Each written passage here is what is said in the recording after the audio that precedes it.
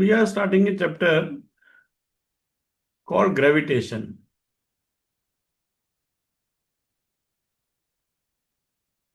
You know what is gravitation, right?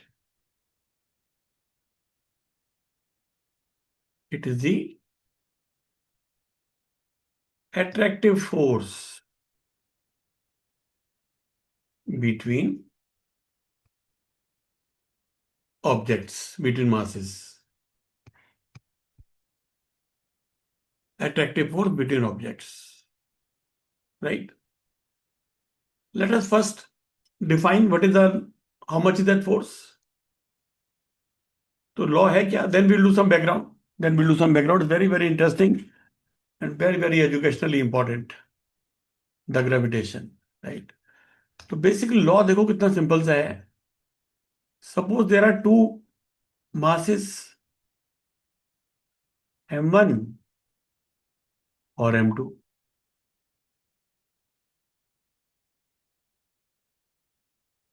तो there is an attractive force between them. There is an attractive force between them. इसके ऊपर force क्या लगेगा? F12 कहूं मैं इसको. Force on one due to two. ये ठीक बात है. Force on object one due to m2. और इसके ऊपर क्या लगेगा? दूसरे के ऊपर ऐसा फोर्स लगेगा. इसको मैं कहूं F21. F21 क्या फुल फॉर्म बनेगी? बोलो. Force on M2 due to M1. Force on m2 due to m1. ये फोर्स कैसा है? What is the direction of this force?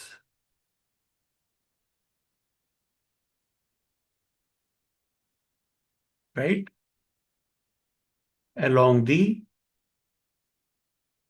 center to center line. Along the center to center line. एक का centre है, मान लीजिए C1 है, एक का सेंटर C2 है. तो along this line and inward,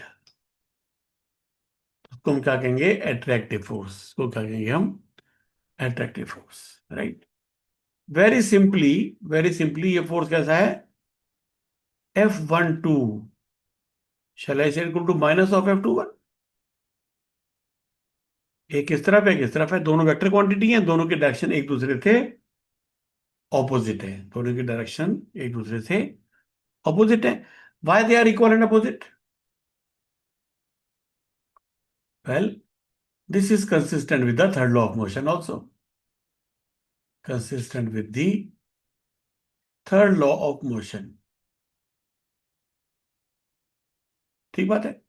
To every reaction there is an equal and opposite reaction. If object M1 applies a force F21 on M2, then M2 will apply equal and opposite force on M1. Right? That's the third law. Right? Is this accurate? Actually, it is not accurate. Right? लेकिन इस chapter में अभी जो हम numericals करेंगे उसमें हम इसको एक्यूरेट मान के ही करेंगे. राइट. इसमें जो गैप्स हैं that also we will discuss in one of the classes. Right, that also will discuss. But right now let us not go into the lanes and the bylanes. Let us remain on the main road right now. ठीक बात है. तो ये हमें बात समझ आई. अब force का मैं इसको फोर्स को क्या कहते हैं? ऐसे फोर्स को सेंट्रल फोर्स. इसको क्या कहते हैं? Central force. दो चीज है, gravitational force is a central force. Gravitational force is a central force. Centre to centre distance क्या राउंड लग रहा है? ओके. अब इस फोर्स है कितना? ये इसको मैं एफ लिख लू मैग्नीट्यूड वाइज. मैग्नीट्यूड वाइज इसको एफ लिख लू. तो एफ कैसा है? आप क्लास 9 में थोड़ा बहुत कर चुके हो. F is proportional to m1. F is also proportional to m2. and f is inversely proportional to the square of the distance between the C1 C2. This distance is r. C1 C2. So f is proportional to inversely proportional to the square of the distance between these two masses. तो फिर क्या हो गया? एक proportionality constant लगेगा, उसको हम कहते हैं कैपिटल जी. इतना हमारा ये एट्रैक्टिव फोर्स इन दोनों के बीच में हो गया जी. बढ़िया बात है. Right? Value of G is experimentally determined. Cavendish, value of G experimentally determined. शुरू में कैवेंडिश ने की थी, बट ऑफ कोर्स और उसके बाद बहुत लोगों ने इसकी एक्यूरेसी बढ़ाई होगी.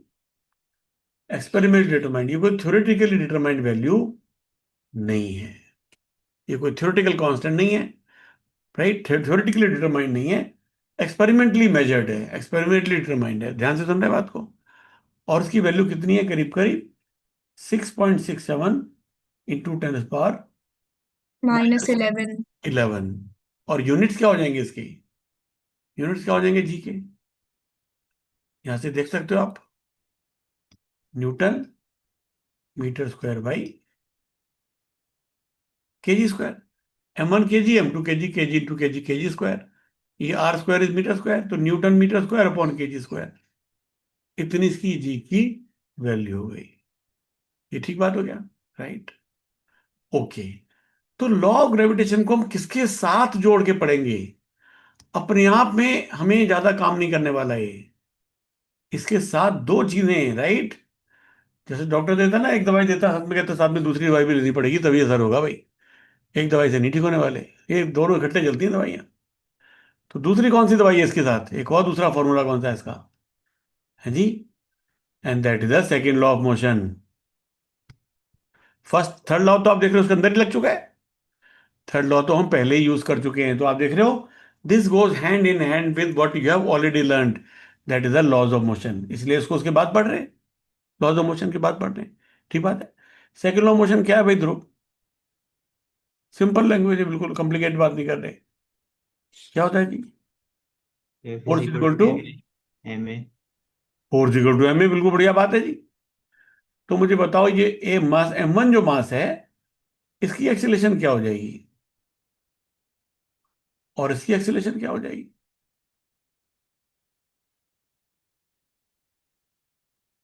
बोलो. A1 कितनी हो जाएगी? A1 क्या है? Acceleration of mass 1. कितनी हो जाएगी? F12 by m1. F12 upon M1. Very good. तो कितना हो गया ये? 1/m1 into G m1 m2 by r square. तो कितना हो गया जी? Gm2/r². ठीक बात है. एंड डायरेक्शन कैसी है? In the direction of F12. तो शैल ऐसे डायरेक्शन इज F12 का यूनिट वेक्टर. ऐसा कह लो. Does it make sense? A2 कितनी हो जाएगी? मैग्नीट्यूड वाइज कितनी हो जाएगी? डायरेक्शन वाइज क्या हो जाएगी? F2 gm1 into r square. Gm1/r². ये ठीक बात है.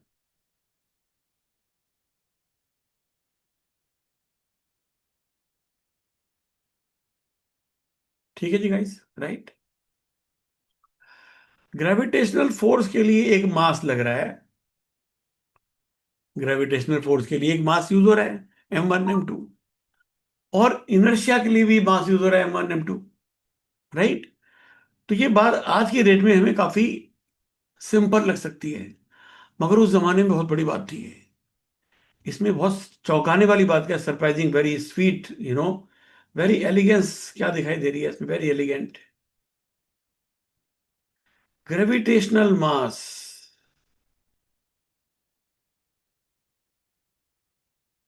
एंड इनर्शियल मास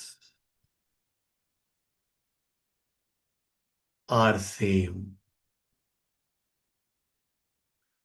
मतलब मैटर में एक ऐसी प्रॉपर्टी है जो दूसरे मैटर्स को पुल करती है और खुद पुल होती है दूसरे मासेस की वजह से.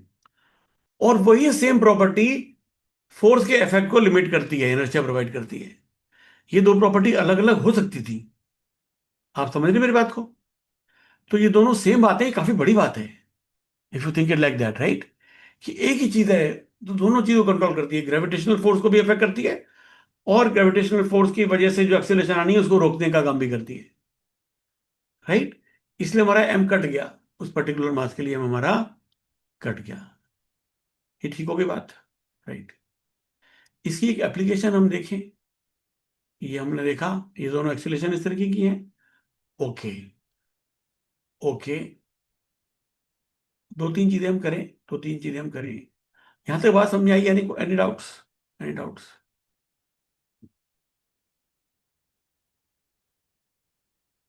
ओके। आप लोगों को इंटरनल फोर्स और एक्सटर्नल फोर्स के बारे में पता है? क्या होता है इंटरनल एक्सटर्नल फोर्स? अगर कोई मैं सिस्टम ऑफ मासेस ले लूं, ये बाउंड्री मैंने बना दी है कि क्या है, सिस्टम बाउंड्री। अपनी मर्जी से जहां मर्जी बना दी मैंने। इस बाउंड्री के अंदर कुछ मासेस हैं,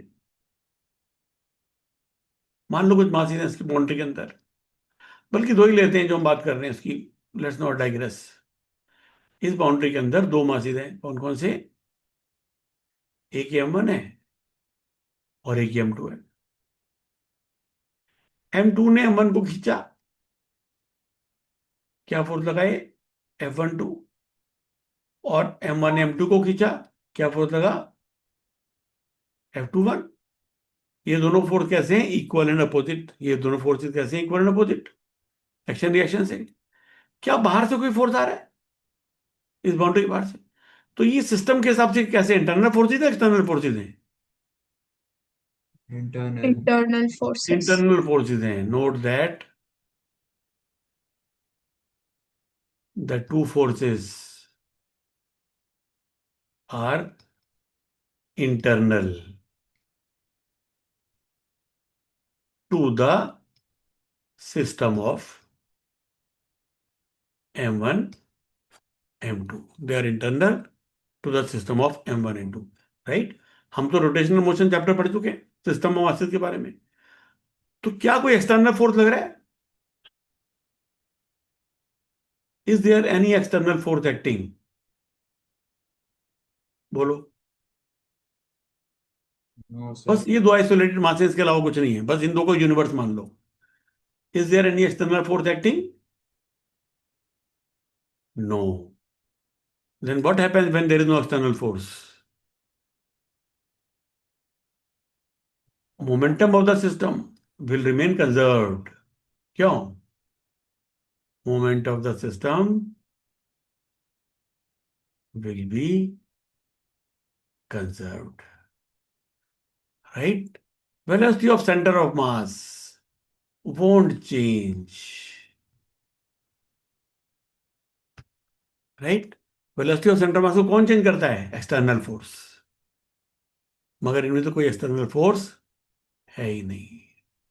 ठीक है, एप्लीकेशन करें इसकी एक एग्जांपल। मान लो ये हमारा एक मास है M, ये मास है मान लीजिए 4M। इसके ऊपर भी मान लीजिए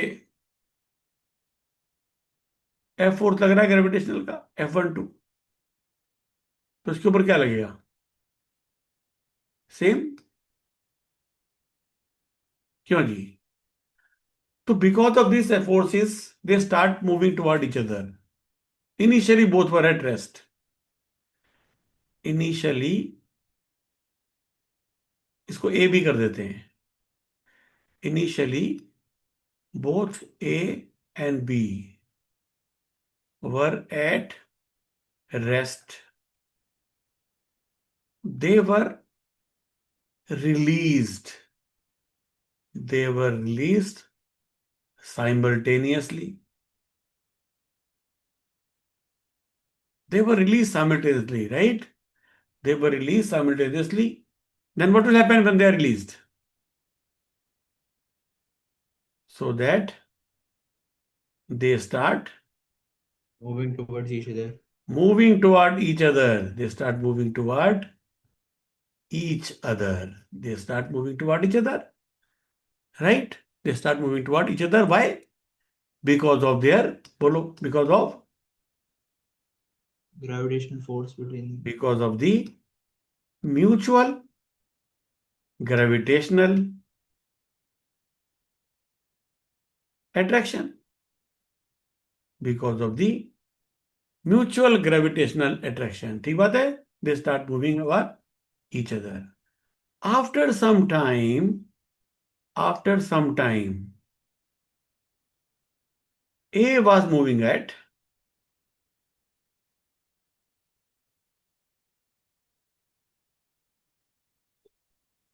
100 meter per second. What will be the velocity of B at that time?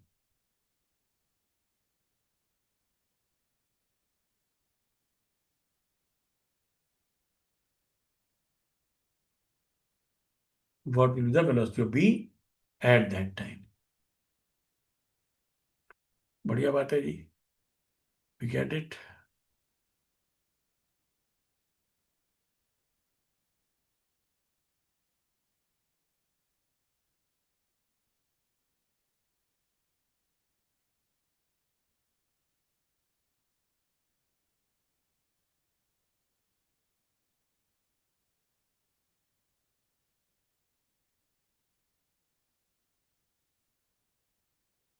कहाँ चला गया है? कहाँ चला गया है? ओके.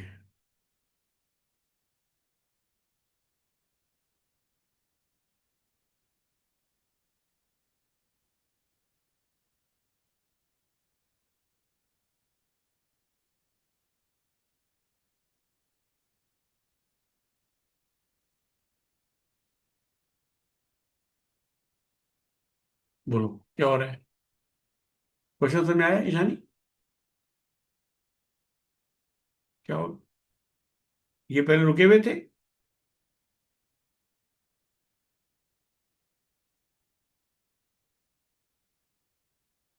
ये भी रुका हुआ था. फिर ग्रेविटेशनल फोर्स के कारण ये ऐसे एक्सीलरेट हुआ, ये ऐसे एक्सीलरेट हुआ.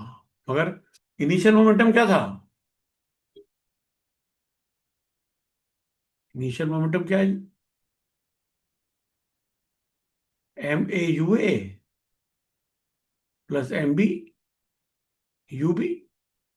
विच इज इक्वल 0. टू 0. 0. तो फाइनल मोमेंटम क्या होगा? MAVA plus MBVB.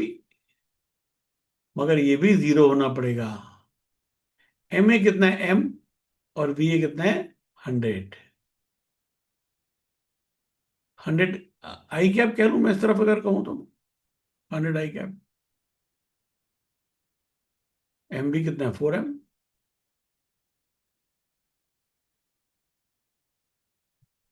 तो VB कितना हो गया?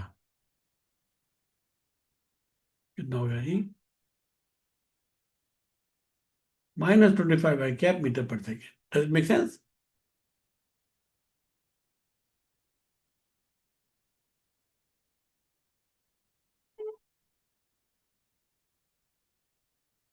Right. At any moment of time, what is the ratio of the accelerations? Easy to see. 4. Ratio of accelerations. हाँ. तो A1 कितनी हो जाएगी? AA. F upon M. और AB कितनी हो जाएगी? F upon 4M. इसका मतलब AB कितनी हो गई? AA by 4. ऐसा हो गया ना? तो AB इज 1/4 A. 1:4 की रेशियो है. मतलब 4:1 की रेशियो कह सकते हैं. 4:1. ठीक है. You getting some friendship with this? थोड़ा थोड़ा आइडिया लगा इसके बारे में. Law of gravitation. Where will they suppose? Sir हाँ. सर मासेस अगर एक एम है, एक छोटा है, एक बहुत बड़ा है, लेकिन उनका एक दूसरे पे फोर्स इक्वल रहेगा. फोर्स इक्वल रहेगा. ओके. या that's a good point. That's not so intuitive, right? That's quite surprising, right? दोनों एक दूसरे पर फोर्स कैसा लगा रहे हैं? बराबर. लेकिन फोर्स का इफेक्ट बराबर नहीं है. सेम फोर्स से जो हल्का है वो जल्दी जल्दी एक्सेलरेट करेगा, और जो भारी है वो धीरे धीरे एक्सेलरेट करेगा। तो स्पीड किसकी ज्यादा हो जाएगी? हल्के वाले की जो हल्का है। ज्यादा हो जाएगी। इसीलिए जब एप्पल को हम छोड़ देते हैं अर्थ के पास में, तो एप्पल को अर्थ पे फोर्स लगा रही है, और अर्थ जो है वो एप्पल पे फोर्स लगा रहा है, दोनों एक दूसरे पर बराबर फोर्स लगा रहे हैं। क्यों? Is the force on apple and the force on earth equal? Yes. But which move faster? The apple. Apple, that's why we see apple falling toward the earth. Earth की स्पीड में कोई खास फर्क नहीं पड़ने वाला, because that's a small force. मतलब force earth के हिसाब से स्मॉल फोर्स, फोर्स तो बराबर ही है, but that force is very big force for Apple, but it is a very small force for earth, so earth will not move and the apple will move, तो we say, right? Okay, point समझ में आ गया? पर असल में दोनों move कर रहे हैं, दोनों मूव कर रहे हैं। किस तरफ जा रहे हैं दोनों? अगर रेस्ट से रिलीज किया तो किस तरफ जा रहे हैं दोनों, बताओ? दोनों किस तरफ जा रहे हैं? कहाँ पहुंचना चाहते हैं दोनों? दोनों की एक डेस्टिनेशन कहाँ है जी? एक दूसरे की तरफ। एक दूसरे तरफ जा रहे हैं, मगर डेस्टिनेशन क्या है? Just think about it. कहाँ जाना चाहते हैं? शुरू में मोमेंटम क्या था? शुरू में मोमेंटम क्या था? बोलो। जीरो। जीरो। तो what was the velocity of centre of mass?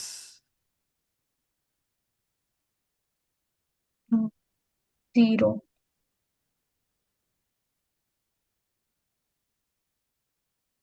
Right? इसका मतलब क्या हुआ?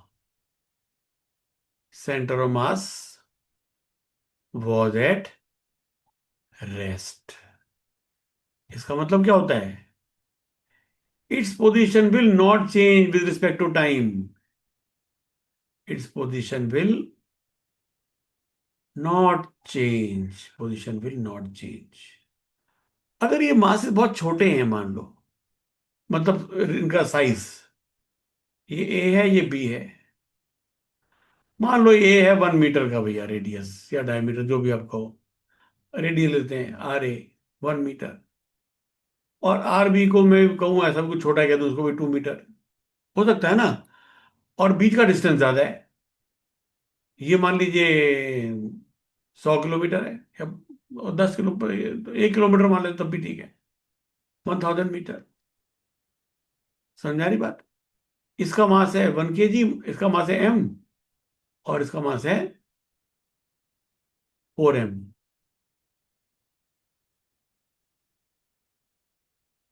Are you with me?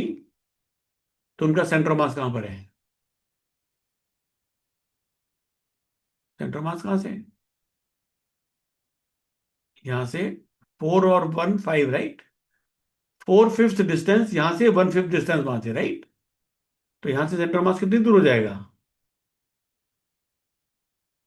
800 800। Very good. Metre. और यहाँ से 200 मीटर। यहां से 200 मीटर। तो क्या सेंटर मास अपनी जगह बदल सकता है? नहीं, ये तो रेस्ट पर है। इसका मतलब दोनों कहां जाना चाहते हैं? हम कहेंगे बहुत से दोनों यहां पहुंच जाएंगे तो क्या होगा, सेंटर मास यहीं पर ही जाएगा जहां पर दोनों होंगे। तो both are going toward the centre of mass. Both are going toward the, what is their destination, what is their intended target? कहां जाना पहुंचना चाहते हैं? कहां पहुंचना चाहते हैं? सेंटर ऑफ मास पर। center of mass. कहां पहुंचना चाहते हैं? Centre. You see that we are, how beautifully वे are related to the previous 2 chapters. पहले हमने सेकेंड लॉ, थर्ड लॉ की हमने बात की, और उसके बाद पिछले चैप्टर का सेंटर ऑफ मास का कंसेप्ट भी हमने यूज किया, law of conservation of momentum भी हमने यूज किया। ठीक बात है, right? Is there any torque acting on A और बी? क्यों जी? Is there a torque acting?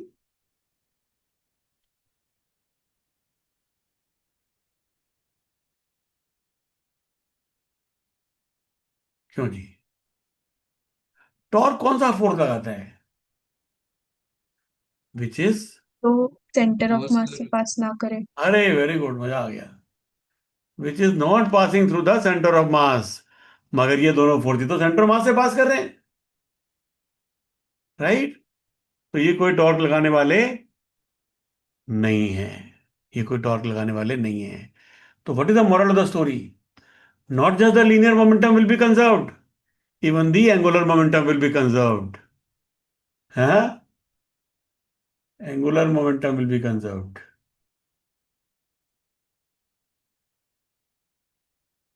right?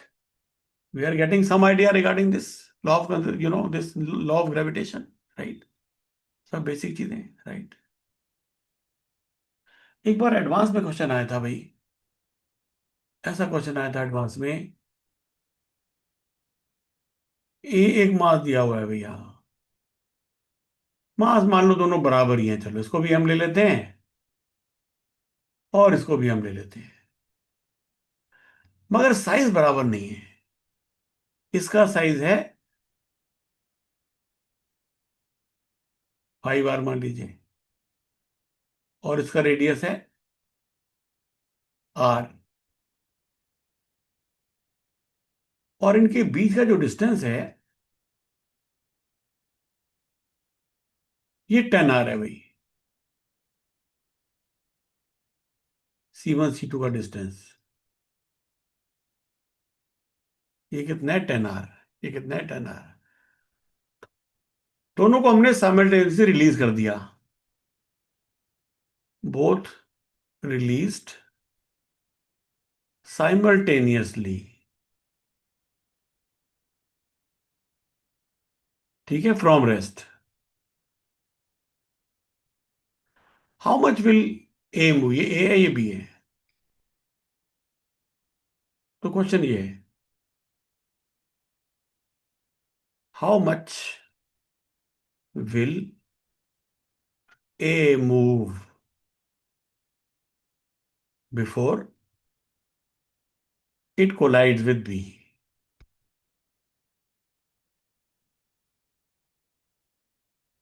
ए कितना चलेगा बी से कोलाइड करने के पहले? कितना चलेगा?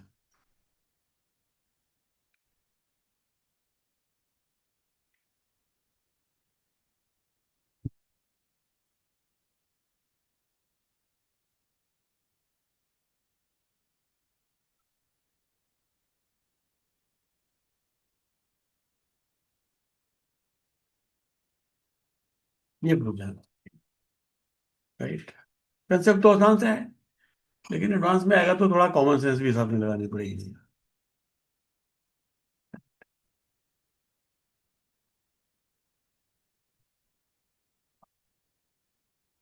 हमें पता है कि जब एक्सटर्नल फोर्स नहीं लगता, सेंटर मास मूव नहीं कर सकता।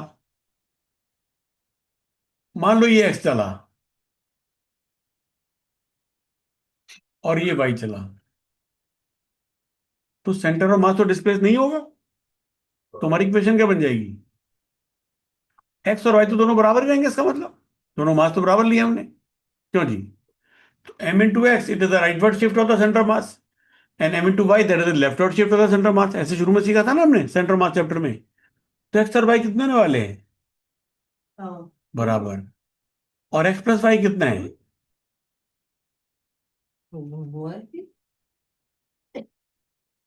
एक्स प्लस वाई कितना है?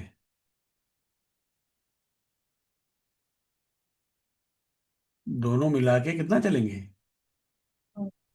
हाँ जी, सामने फिगर है, मुश्किल तो नहीं है।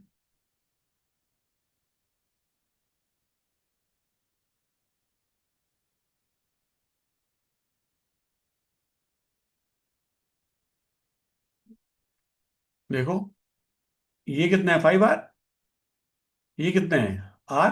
और तो ये कितना हो गया बीच का?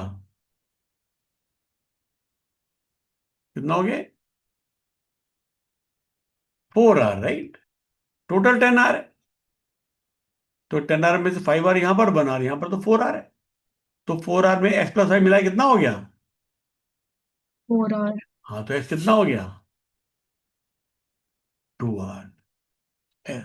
हम जल्दबाजी में करते हैं तो क्या करेंगे, ये 10 r डिस्टेंस को उस रेशियो में कर देंगे, मास की रेशियो में डिवाइड कर देंगे। सेंटर मास यहाँ पर है, यहाँ पर मिलेंगे, मगर सेंटर मास के बराबर थोड़ी मिलेंगे, क्योंकि इनका साइज भी तो है, यहाँ तक थोड़ी पहुंच सकते हैं सेंटर मास तक। आगे बात समझ में? You understood? ये x is equal to y क्यों हुआ? एक्स इक्वल टू वाई क्यों हुआ? याद करो, हमने शुरू में कहा था कि जब बोट वाला क्वेश्चन किया था, boat man and the boat, और भी क्वेश्चन किए थे कि कोई मास अगर m1 है, कोई मास अगर m2 है, इनके बीच में कुछ भी डिस्टेंस हो, अगर ये यहां से मान लीजिए x जाता है, तो ये कितना यहां से जाए जिससे कि centre of mass won't move. याद है आपको? तो m1x Yes. क्या कहता है? सेंटर ऑफ मास को लेफ्ट शिफ्ट करना चाहता है। m2y सेंटर ऑफ मास को राइट शिफ्ट करना चाहता है। अगर दोनों टेंडेंसी बराबर हो जाएंगी तो सेंटर ऑफ मास अपनी जगह पे ही रहेगा। इस केस में भी सेंटर ऑफ मास मूव नहीं करने वाला, क्योंकि सेंटर ऑफ मास रेस्ट पर था और हमने कोई भी एक्सटर्नल फोर्स नहीं लगाया है। तो इसका मतलब सेंटर ऑफ मास की वेलोसिटी बदल नहीं सकती। तो बदल नहीं सकती तो पहले जीरो थी, तो अभी भी जीरो है। तो अगर वेलोसिटी किसी चीज की जीरो, तो क्या कहते हैं उसको? कि वो अपनी जगह पे ही रहेगी। इसका मतलब the things which are changing it leftward and rightward, they are cancelling each other out. इसका मतलब m into x equal to m into y. आपको समझ में आ गया? और कंस्ट्रेंट यस। इक्वेशन क्या कहती है कि दोनों को मिला के जब टकराएंगे तो क्या होगा? ये गैप कवर कर लेंगे 4r का। एक और वेरिएशन दो इसकी, उसको बताओगे? इसी का सेकंड पार्ट बताता हूं। Mass of A is r m and mass of b is 3m. अब बताओ x will be how much?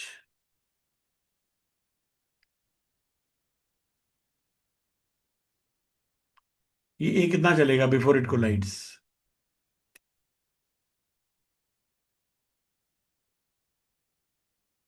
Displacement of a before it collides with b। 3R.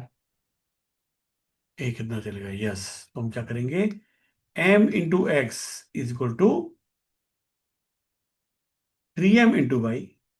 ये ठीक बात है? एक इक्वेशन हो गई। इसका मतलब क्या है? Equal to 3y।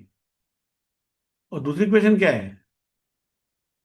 x plus y equal to 4r। तो 3y plus y equal to 4r। तो 4y equal to 4r, y equal to r, and then x equal to 3y। Priya. तो ये दो हमारे आंसर आ गए। बढ़िया, समझा गई बात अच्छी से? राइट। ओके। एक क्वेश्चन इसके ऊपर आपको, जैसे क्लास 9 में भी आप लोगों ने किए थे, कि अगर इस मास को मैं डबल कर दूं, what will happen to the force, है ना? ये सब तो बच्चों का आप कर लोगे आप। मान लो, ठीक है, थर्ड पार्ट करता हूं चले। Force between them is, force between A and B is 100 Newton. How much will be the force? How much will be the force if MA doubles, MB triples, and distance between them halves? What will be the new force?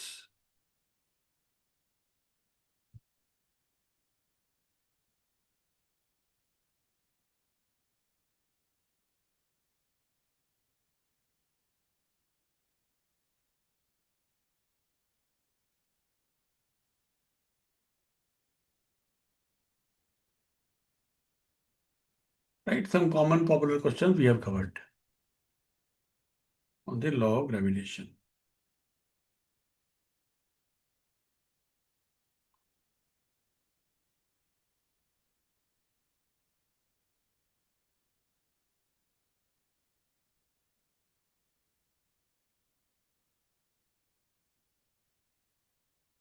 So 2400 Newton. Let's see. पहले 100 था। A double होने से क्या हो जाएगा? Double हो जाएगा। फिर M ट्रिपल होने से एक और ट्रिपल हो जाएगा। और डिस्टेंस को क्या हो गया? हाफ। तो डिस्टेंस का तो स्क्वायर है, हाफ होने से 4 टाइम्स हो जाएगा, 2400 न्यूटन। ठीक है, ऐसे आसानी से कर सकते हैं, just warming up this class 9 level, but okay, one can always make mistake.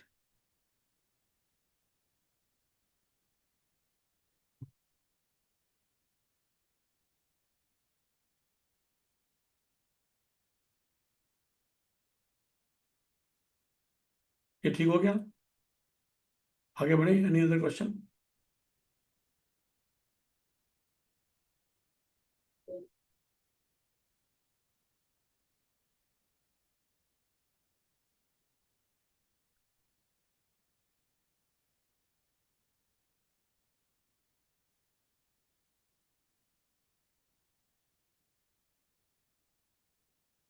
Okay. So let us find the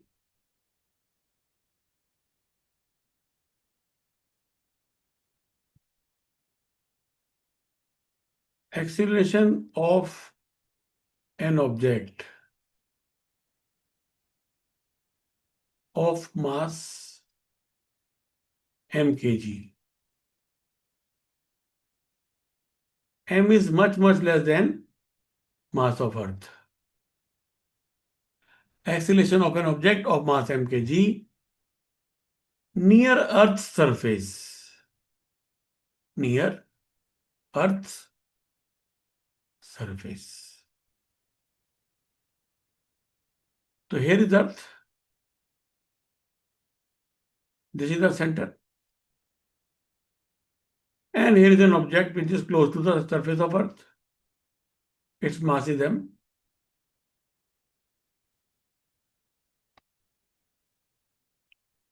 Near Earth surface. Near Earth surface में ऐसा मान लो कि मैं h height is, height मतलब height above the Earth surface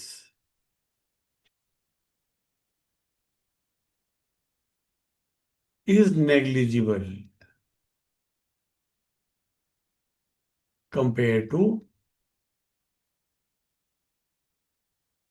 radius of Earth. Height is negligible compared to the radius of Earth. तो इसकी acceleration क्या हो जाएगी, ये सवाल है. इसकी एक्सेलेरेशन निकालनी है, राइट. अर्थ का रेडियस है r, अर्थ का मास है कैपिटल M. अब क्या करेंगे हम? फोर्स कितना लग रहा है इनके बीच में? म्यूचुअल फोर्स कितना हो गया जी? m m upon r plus h का whole square. Does it make sense? What is h here? h is this height. ठीक बात है ध्रुव? Yes sir. तो फिर एक्सेलेरेशन ऑफ स्मॉल m क्या हो जाएगी? f अपॉन स्मॉल m कितना हो जाएगी? G into capital M 1 R plus H का whole square. Which is nearly equal to gm upon r square if h is negligible given.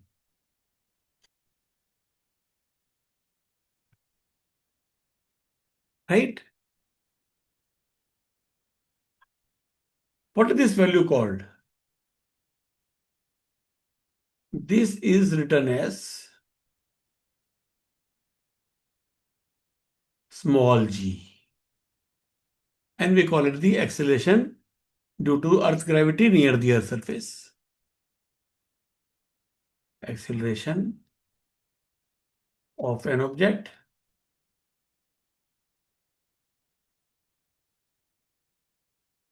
exclusively, under the influence of gravitational force. Under the gravitational force alone, no other force is acting. इसकी value कितनी हो जाएगी? आपको मालूम है answer इसका? कितनी होती है acceleration due to gravity? Nearly 9.8 9.8 per meter second. per second square. Very good. Can you find the value? G कितना है? 6.67 into 10 minus 11. Into the power. Mass of Earth is nearly 6 into 10 per 24 kg. And the radius of Earth is nearly 6400 kilometer. Mass of Earth कितना है? 6 into 10 per 24 kg nearly. and the radius of Earth is nearly 6400 kilometre. तो denominator में क्या हो जाएगा? 6400 into 1000, इतने metre, और उसका स्क्वायर. तो can we calculate this values guys? Can we calculate this value? ये कितना हो गया? 6.67 इंटू 6, और 10 टू पावर ऊपर कितना है? 24 माइनस 11 इज 13, राइट? और नीचे क्या है? 6.4 इंटू 6.4, ऐसा लिख दें, 6.4 का स्क्वायर. तो 3 जीरो यहां से निकाले, 3 जीरो यहां से निकाले, तो 6 जीरो हो गए, और उसका स्क्वायर करेंगे तो 12 हो जाएगा, 10/12. क्यों जी? तो कितना हो गया है? 6.67 इंटू 6 इंटू 10 अपॉन 6.4 इंटू 6.4. इसको आप कैलकुलेट कर लो, कैलकुलेटर से निकालो एक बार. Is it coming 9.8?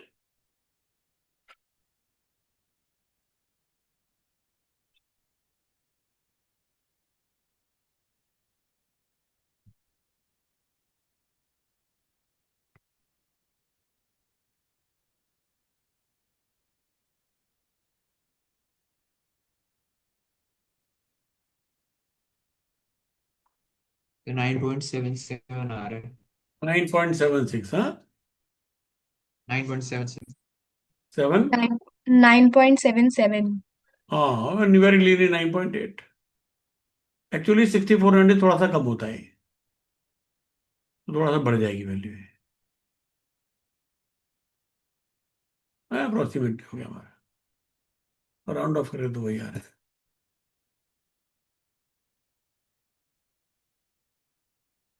ओके, एक और बताओ फिर.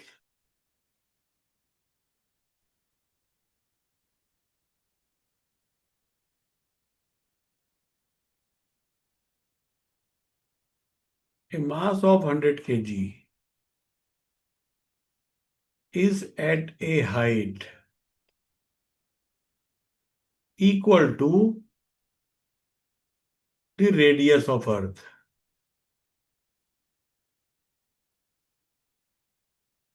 What is its instantaneous acceleration?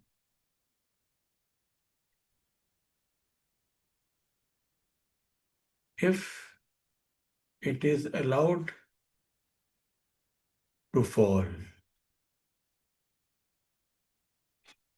what will be its acceleration?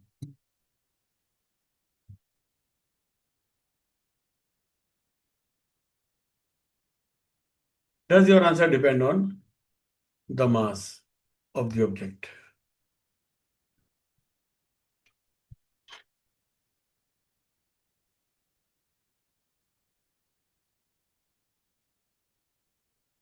फिर मास ऑफ द ऑब्जेक्ट पे डिपेंड नहीं करता, अर्थ के मास पे डिपेंड करता है.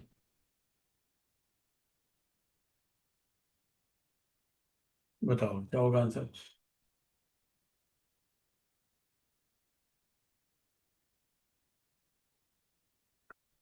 एक्सप्रेशन कितनी हो जाएगी? G into mass of earth upon R plus H का होल स्क्वायर. ऐसा ही था ना?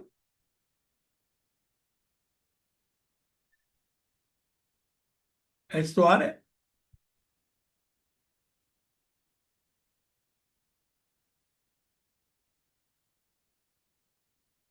ये तो 9.8 है GM/R². तो हमें कुछ भी GM वगैरह की वैल्यू नहीं डालनी है, इसलिए क्वेश्चन कराया है. Don't complicate it. तुम्हारा आंसर कितना आ गया?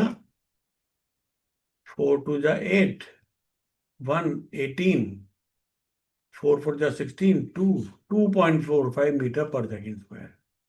That becomes our answer. तो अगर आप प्रैक्टिस होगी तो आप इसको ऐसे कर लोगे, प्रैक्टिस नहीं होगी तो आप कहोगे अरे कैसे करें, जी की वैल्यू तो दी नहीं है, मास ऑफ अर्थ तो बताया नहीं है, मुझे याद थोड़ी है मास ऑफ अर्थ को, रेडियस ऑफ अर्थ भी नहीं दिया. तो ये सब की जरूरत नहीं है.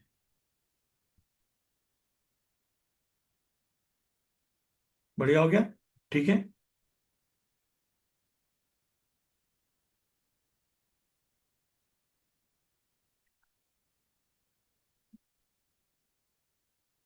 ये ठीक हो गया। एक और करो। A mass is at 3 r distance from center of Earth.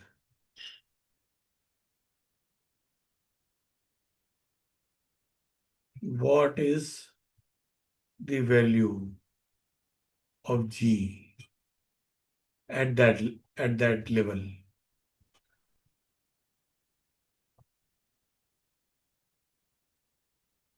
तो क्या हो जाएगा?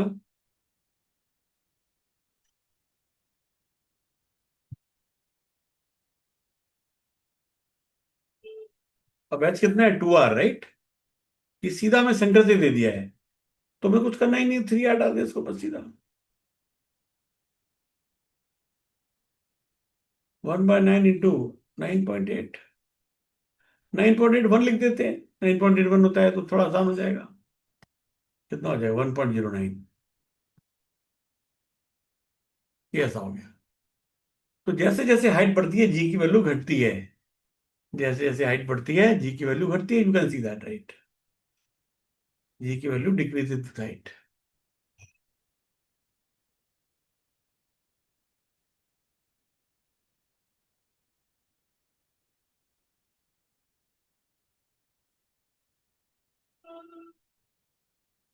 What is the acceleration of moon?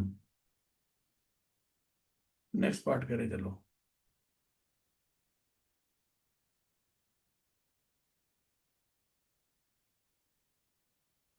Find the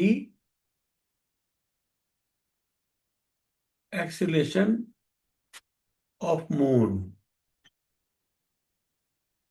given that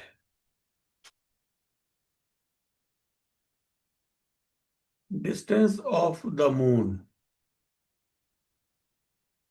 from earth is 384,000 kilometre. ये भी नंबर आपको याद है तो अच्छी बात है। The distance of the moon from earth is nearly 384,000 kilometer. So can you find the acceleration of moon due to earth gravity? Of course। क्या हो जाएगा? G into mass of earth upon इस डिस्टेंस का square. ये तो kilometre में तो metre में कन्वर्ट कर,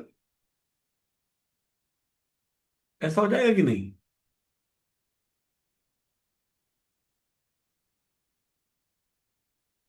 अब इसको कैसे निकालेंगे बताओ?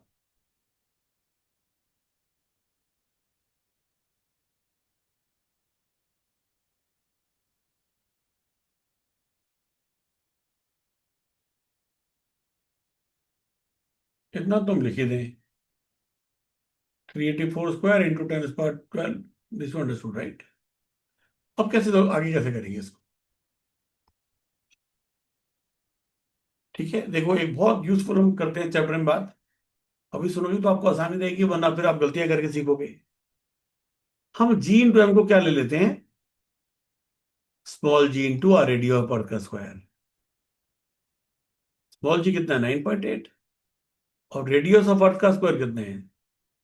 64 इंटू 10⁻5, 6400 किलोमीटर इसका स्क्वायर। तो यहां से हमारा कितना आ गया? इसको आप समझा गए ना? ऐसा लिख सकते हैं कि नहीं इसको?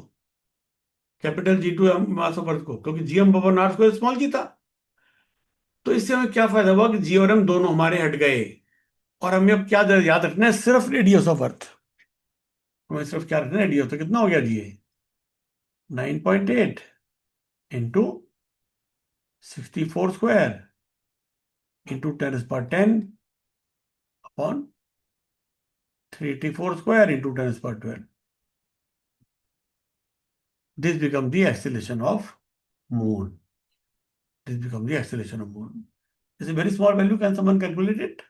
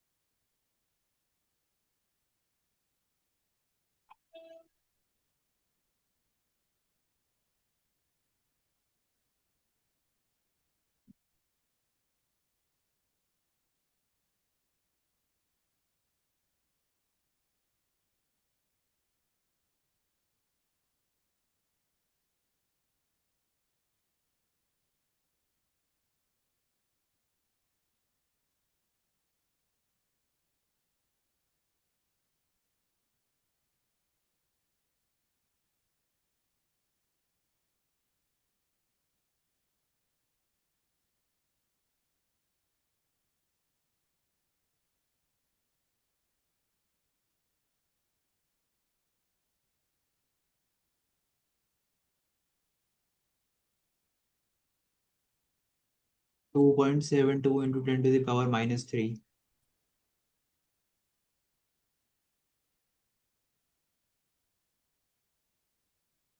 नियरली 0 पॉइंट ऐसी, राइट। अब आप ये देखो, ये अर्थ है, ये मून है, ऐसे घूम रहा है मान लो नियरली सर्कुलर ऑर्बिट में, तो ये एक्सीलरेशन क्या होने वाली है? Is it not the centripetal acceleration? It is what the centre. तो किसके बराबर होगी? Should it not equal to omega square r? ध्यान से सुन रहे हो? तो can we find the omega for moon? Can we find the omega for moon from here? 0.027 या 2.7 इंटू 2 ले लेते हैं, into 10⁻³ equal to what? Radius of orbit, orbit radius ये कितना है? 384,000 किलोमीटर, मतलब 384 into 10⁵ metre into omega square. ये बढ़िया बात है। इससे हम इसकी मून की एंगुलर वेलोसिटी निकाल सकते हैं रेडियन पर सेकंड में। एंगुलर वेलोसिटी निकाल सकते हैं, कितनी आ जाएगी? ओमेगा कितनी आ जाएगी? कितनी आ जाएगी? 2.72 इंटू 10⁻³ अपॉन 384 इंटू 10⁵। ये ओमेगा स्क्वायर के बराबर है। ये ओमेगा स्क्वायर की बात समझ में आ रही है? बट ओमेगा क्या होती है? Is it not equal to 2 pi upon time period? Is it not equal to 2 pi upon time period? ध्यान से सुन रहे हैं? तो इसको डाल दे, सब्स्टिट्यूट करो। सब्स्टिट्यूट करो, क्या आएगा? Put what do we get? Omega square क्या हो जाएगा?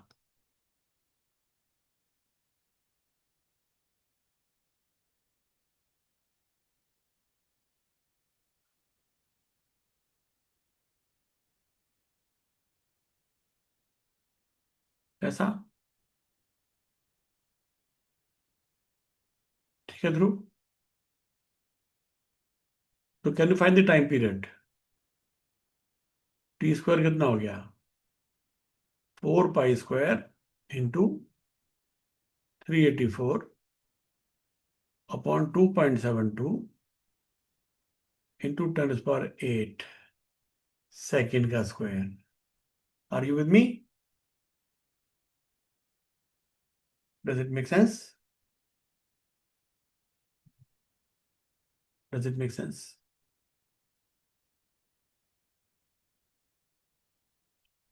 तो टाइम पीरियड कितना हो गया फिर?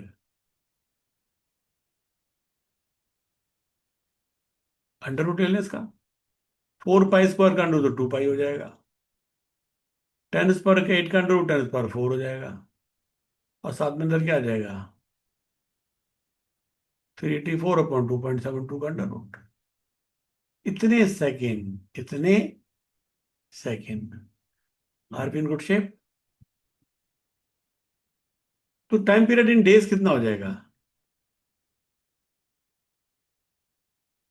इस वैल्यू को डिवाइड करते हैं हम। एक डे में कितने सेकंड होते हैं? 24 इंटू 3600। तो 2 पाई इंटू 10⁴ अपॉन 24 इंटू 3600। बात समझ आ रही है? इंटू अंडर रूट ऑफ, इसको निकालो जी, इसको निकालो।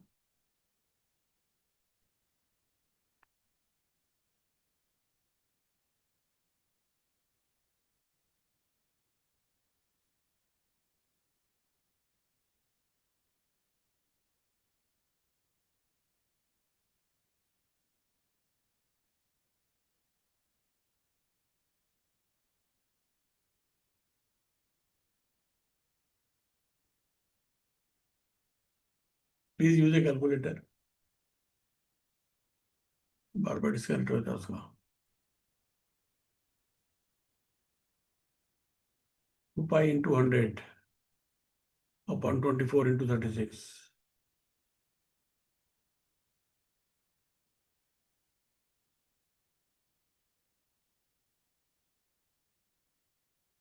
इसको और छोटा कर लें। 4 6 24, बल्कि इसको 100 को तो रहने दो, 100 तो तंग नहीं करता. Should cut the other things.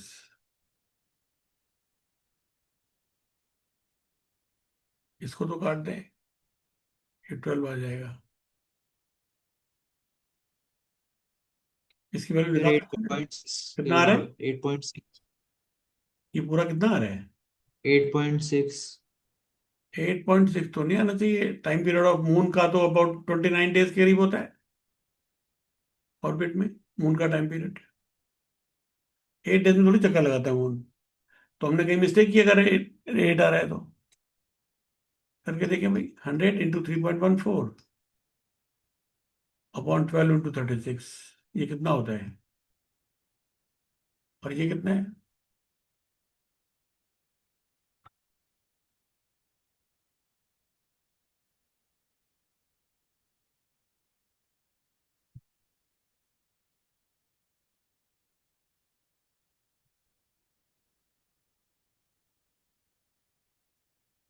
Let's see. This is 314, right?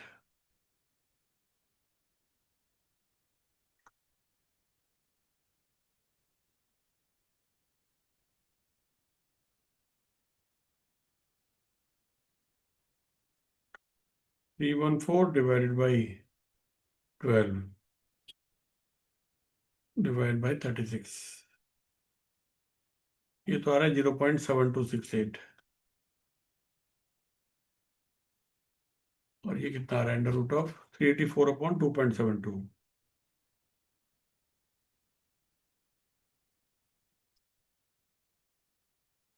ये आ रहा है 141. बात तो आपकी ठीक ही लग रही है. हाँ, तो 8 पॉइंट समथिंग आ रहा है. ऐसा क्यों आ रहा है भैया?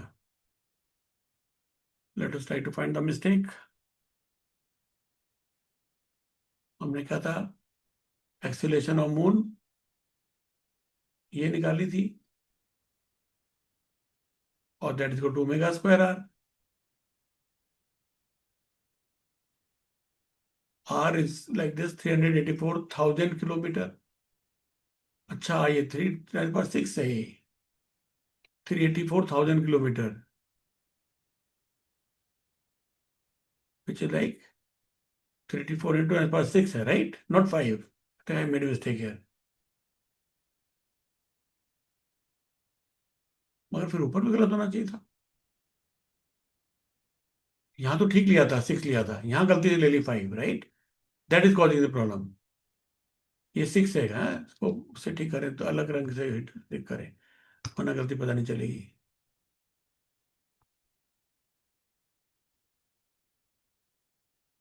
राइट? तो यहाँ कितना हो जाएगा? इंटू 10 कर दूं?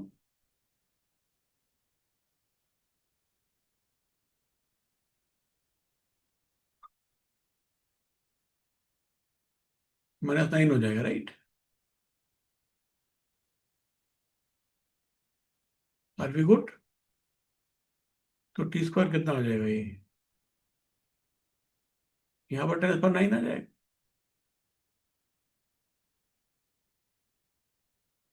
उसको अंडर रूट लेंगे तो 10⁻5 है अभी. तो 10 जो है √10 और आ जाएगा.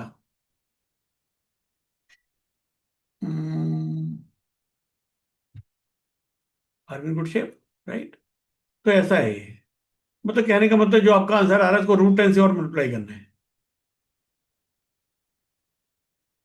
आई hope it not to be correct.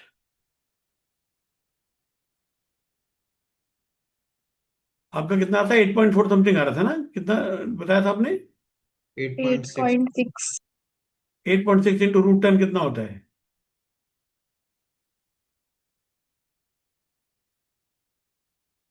27.19. या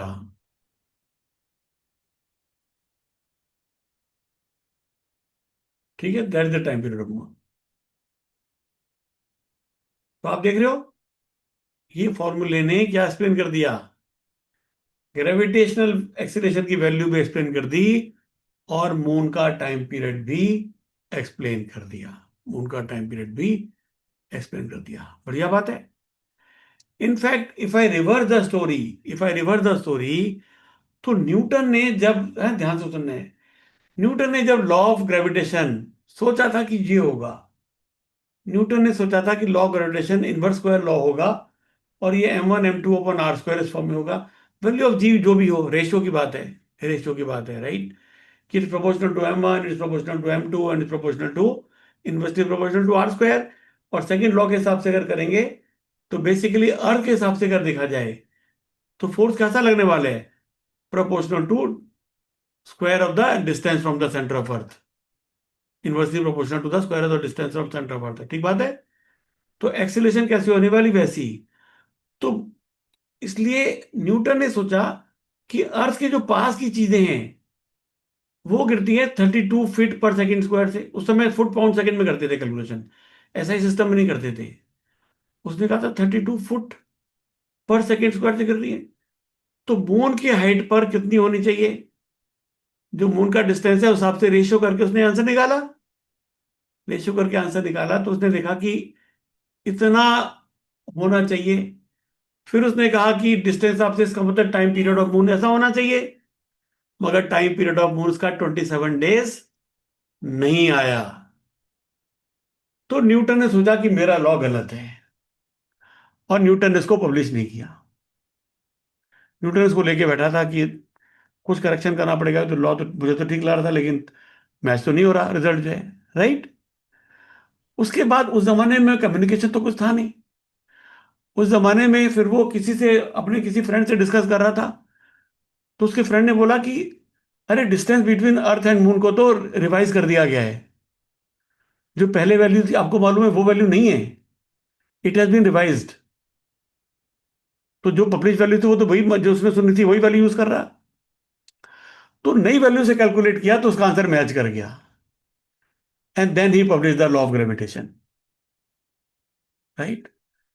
तो ये दोनों जो हमने एक्सपेरिमेंट आज वो किए हैं, कैलकुलेशंस किए हैं, acceleration near the earth surface and acceleration of the moon, historically भी ये, these were the calculations which gave the Newton confidence to publish the law of gravitation. Very interesting, guys, right? So we can leave at this note. And then we will see how does this law affect the planetary motion. Now we'll talk about the planetary motion, right? अभी हमने अर्थ का और कुछ बातें की, हमने general, हमने पिछले चैप्टर से रिलेट किया law of conservation momentum and blah blah blah, right, okay. तो चलो let's stop here, I think this is good point two stop. Any questions? Okay, thank you.